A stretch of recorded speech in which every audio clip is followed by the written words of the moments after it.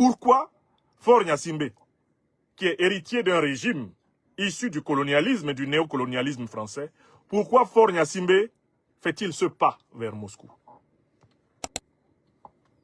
Ça, c'est la première question à laquelle il faut répondre. Parce que si on ne sait pas pourquoi il fait ça, on ne peut pas comprendre le risque qu'il prend. La deuxième question à laquelle nous répondrons maintenant, c'est maintenant qu'il a fait ça, qu'est-ce qui va se passer?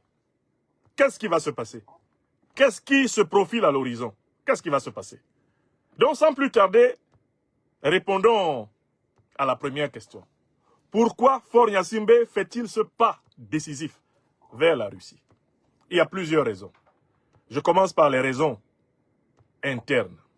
Il fait ce pas décisif vers la Russie parce qu'il a observé que les opinions populaires africaines, y compris l'opinion populaire togolaise, sont remontées contre le néocolonialisme français, contre le colonialisme français et contre tout le système mafieux de la France-Afrique.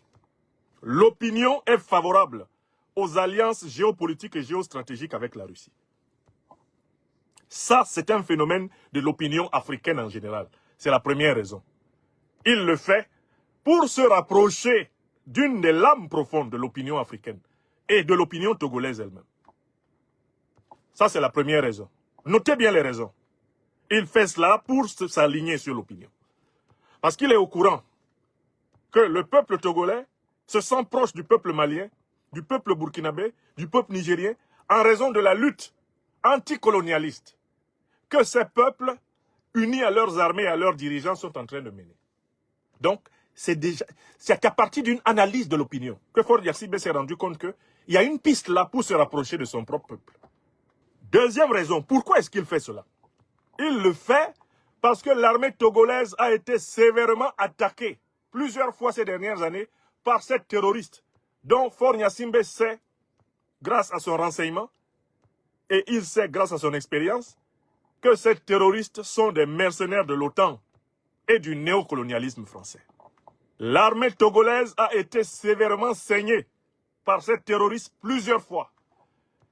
Et donc Faure Gnassingbé le fait parce qu'il ne veut pas que l'armée togolaise se retourne contre lui. Puisque cette armée pourrait l'accuser de non-assistance à armées en danger, en continuant à coopérer étroitement avec des puissances qui sont derrière les terroristes, il se mettrait à dos son armée, exactement comme l'a fait Mohamed Bazoum, qui n'a pas voulu écouter l'armée nigérienne. Donc le président Faure Gnassingbé sait très bien qu'il ne peut pas laisser les militaires